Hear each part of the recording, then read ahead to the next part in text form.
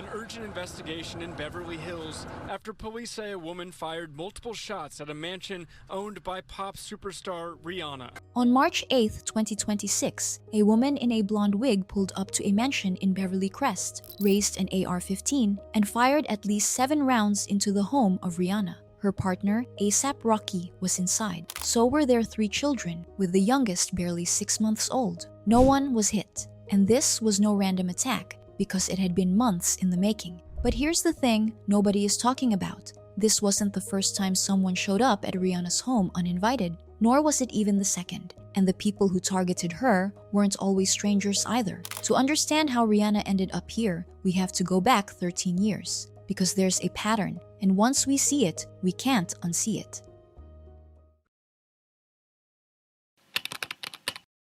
I'm single right now, and it's not that I'm like, oh, pro-single, yes. I hate men. I just think that I just have so much on my plate that I can't even find the time to entertain a steady relationship or anything serious or even a text. Right now, it's just crazy. But you're touring, and Drake is on one of these songs, so if he's touring with you... He's not touring with me. Rihanna isn't just one of the biggest pop stars in the world. She's one of the few who made fame feel personal. The clapbacks on Instagram, the unfiltered interviews, the way she talked to fans like they were her friends. And with 14 number ones and a billion-dollar business empire behind her, she's built one of the most devoted fan bases in celebrity culture, the Navy. Millions of people who genuinely felt like they knew her. And psychologists have a term for this: parasocial relationship, a one-sided bond fans form with celebrities they've never met. Most of the time, it's harmless, but social media accelerates it because it creates an illusion of intimacy. We see their homes, their children, their daily routines, and the gap between being a fan and believing you actually know this person almost shrinks to nothing. At its worst, it becomes a full-blown obsession, and the celebrity stops being a stranger and starts feeling like someone who owes them something. However, over the years, Rihanna gave them less and less to hold on to. She hasn't released an album since Anti in 2016. By 2022, she was building a family with A$AP Rocky, welcoming 3 children in just 3 years. And just like that, the woman who once dominated every stage on the planet had quietly disappeared behind gates and security teams. But no matter how far she pulled back, people kept finding her. Mark, scary situation for Rihanna. A Fullerton man is now facing charges for stalking the singer and breaking into her home. The Los Angeles County District Attorney's Office says 26-year-old Eduardo Leon allegedly broke into the star's Hollywood Hills home last Wednesday. Leon is accused of hopping a fence and entering Rihanna's house, who was not home at the time. He's also accused of spending about 12 hours inside the home and was arrested the next day after being discovered by the singer's assistant. Now, if convicted, Leon faces a maximum sentence of 6 years in prison. Back in 2013, Rihanna was living in a $12 million mansion she bought in Pacific Palisades. And that February, a man named Steve Barrow broke into a neighboring house, believing it was Rihanna's, then slept in a bed he thought was hers too. A court granted Rihanna a temporary restraining order, but Barrow was released from custody shortly after, and nobody knew where he went. However, that was only the beginning. By June, Robert Melanson was arrested for trespassing on Rihanna's roof. He received 6 days in jail. The following month, and 3,000 miles away in Manhattan, a man named Kevin McGlynn started hand-delivering letters to Rihanna's apartment, letters in which he claimed to be in a relationship with her and threatened to assault her. A judge held him without bail, warning that if McGlynn were free to act on his delusions, it could result in Rihanna's death. Then, it got worse. On September 29, back in Pacific Palisades, a 27-year-old man named Jonathan Whooper drove up the private road, walked to the mansion's backyard, and threw a patio chair through a glass sliding door. The alarm triggered and he fled, but only 5 days later, he came back. A security guard confronted him, and Whooper's response was chilling. "Do you know who I am? I am Rihanna's future husband." He was arrested, and a court granted Rihanna a permanent restraining order. That's 4 separate stalkers in a single year between 2 coasts, and the message was clear. Nowhere was safe. So Rihanna did the only thing she could. Moving trucks arrived at the Pacific Palisades house within days. Eventually, she sold the property for $11.2 million, nearly $1 million less than what she paid for it. And she thought that would be the end of it, but it wasn't. The Hollywood Hills home of pop star Rihanna. Nobody was home at the time. There's no word yet on whether anything was stolen. Neighbors told police they saw suspects leaving the scene in a silver vehicle after alarms went off around 10:30 last night, West Coast time. It follows another incident in May when a man broke into Rihanna's home and spent 12 hours there. On the night of May 9th, 2018, a 26-year-old man named Eduardo Leon jumped the fence at Rihanna's Hollywood Hills home. He disabled the security alarm, causing over $400 in damage. Then, he unpacked his bag, plugged in his phone to charge, and waited for 12 hours. Luckily, Rihanna wasn't there. She was in New York. She'd co-chaired the Met Gala 2 days earlier, so Leon had the house to himself. Her assistant discovered him the next morning, just before 10 a.m., and called the police. When officers arrived, Leon refused to comply, and they had to use a taser to subdue him. When asked why he was there, he told them he had broken in with the intention of sleeping with Rihanna, adding that he believed she would consent. But what made it worse was that 5 days before the break-in, he had entered a different home entirely, one he mistakenly believed was Rihanna's. Leon was charged with felony burglary, felony stalking, and felony vandalism. However, the outcome is the part that should make everyone uncomfortable.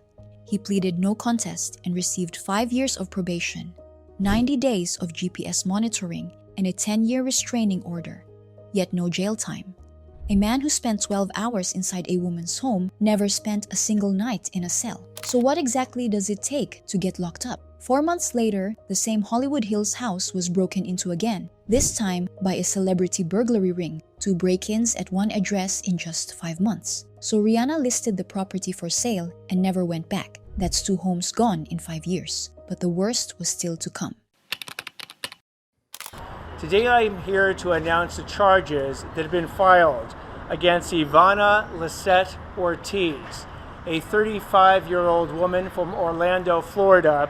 Ms. Ortiz is accused of driving up to the residence of Rihanna, at which point she fires from her semi-automatic weapon multiple times at the residence. By 2026, Rihanna was a mother of 3 living behind security walls in Beverly, Crest. She had built the quietest life a billionaire pop star could build. But none of it mattered, because thousands of miles away in Orlando, Florida, a woman named Ivana Lisette Ortiz was unraveling, and Rihanna was at the center of it. Ortiz was a licensed speech pathologist whose life had been collapsing for years. Involuntarily committed to a psychiatric facility in Florida, arrested for domestic violence in 2023, and stripped of all custody and contact with her child by 2024. Exactly when and how Rihanna entered Ortiz's world, nobody knows. But somewhere in that spiral, the singer became the focal point of everything, and Ortiz's social media showed that shift exactly. In January 2026, Ortiz uploaded a YouTube video in a series called Praying Woman's Journal and said, "Listen, Rihanna, when you die, God is taking me to my future. She wants to kill me. She's a witch." Rihanna wasn't a celebrity to her anymore. She was a character in her personal spiritual war. Then later that month, she emailed her ex-husband demanding he renounce Rihanna and confessed that she was better than the singer. By February, it escalated further. She posted a photo of Drake with a caption claiming he had discovered Rihanna had AIDS. Days later, the post got more direct, tagging Rihanna's account on Facebook, accusing her of stalking and accusing her of having AIDS. By this point, the delusion had consumed Ortiz that she'd absorbed even Rihanna's real relationships into it and built an entire universe around them. Then, on March 8th came the final stage. Ortiz drove cross-country from Florida with an AR-15, a 30-round magazine, and a blonde wig packed in the trunk. And at 1:20 in the afternoon, she pulled up to the Beverly Crest property and opened fire. Bullets pierced the front gate, struck the house, and hit the Airstream trailer where Rihanna and A$AP Rocky were sitting. Their 3 children were also on the property, and 10 people total were in the line of fire. Fortunately, nobody was hit. Within an hour, Ortiz was tracked, arrested, and charged with 14 felony counts, including attempted murder. She is now facing life in prison. But even though Ortiz is already in custody, the damage has been done. Sources close to Rihanna said she was freaking out, and she didn't understand why someone would target her family. By the following morning, TMZ had published images of Rihanna boarding a private jet. She had to leave her own home for the third time in 13 years, and the pattern had become impossible to ignore. A stalker who claimed to be her husband, an intruder who waited 12 hours, and a woman with a rifle. But each time, Rihanna was the one who had to go. $1 billion fortune, the best security money can buy, yet she still can't be safe in her own home. And the people who fixated on her weren't always strangers, because one of them never showed up at her door, but spent longer obsessed with her than any of them. Drake is not a stalker, nor is he a criminal, but he spent 15 years publicly fixated on a woman who told him no, and he never fully accepted that answer. They first met in 2005 when she was filming the Ponder Replay video at a Toronto restaurant. Then collaborations came later. What's My Name in 2010, Take Care in 2011. And so did the on and off dating that Rihanna never considered a real relationship. She told Vanity Fair in 2015 that her last real official boyfriend was Chris Brown. Then the 2016 VMAs happened. Drake presented Rihanna with the Michael Jackson Video Vanguard Award. The Slater told Vogue that wading through his speech was probably the most uncomfortable part of the night, adding that she doesn't like being put on blast. When asked about their relationship, she shut it down for good.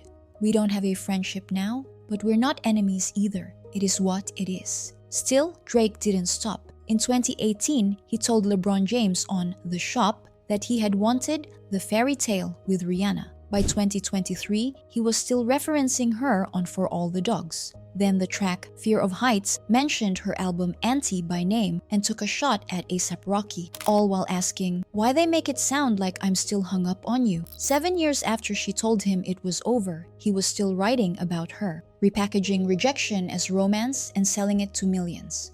Rocky eventually responded on his 2026 album Don't Be Dumb with First you stole my flow, so I stole you. Rihanna co-signed it publicly. Now, this is not about equating Drake with the people who broke into her homes or fired at her family. It's about recognizing that obsession exists on a spectrum, and Rihanna has lived at every point of it. Strangers who broke into her homes, a woman who drove cross-country with a rifle, and a man in her own industry who spent 15 years refusing to accept her rejection. The pattern is the same. People who believed she was theirs and refused to accept that she wasn't.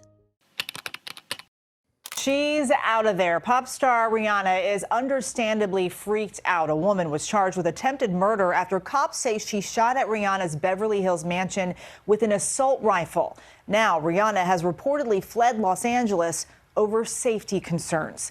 Rihanna didn't just build an empire. She bought bigger homes, hired better security, moved cities, and did everything a person can to protect their family. But none of it stopped the obsession from reaching her doorstep. Then, on March 8, 2026, she was sitting in a trailer on her own property with the man she chose and the children they built together, and a stranger decided that wasn't her life to live. What would it actually take for Rihanna to feel safe? Or is that something fame already took from her for good? Let me know your thoughts in the comments below.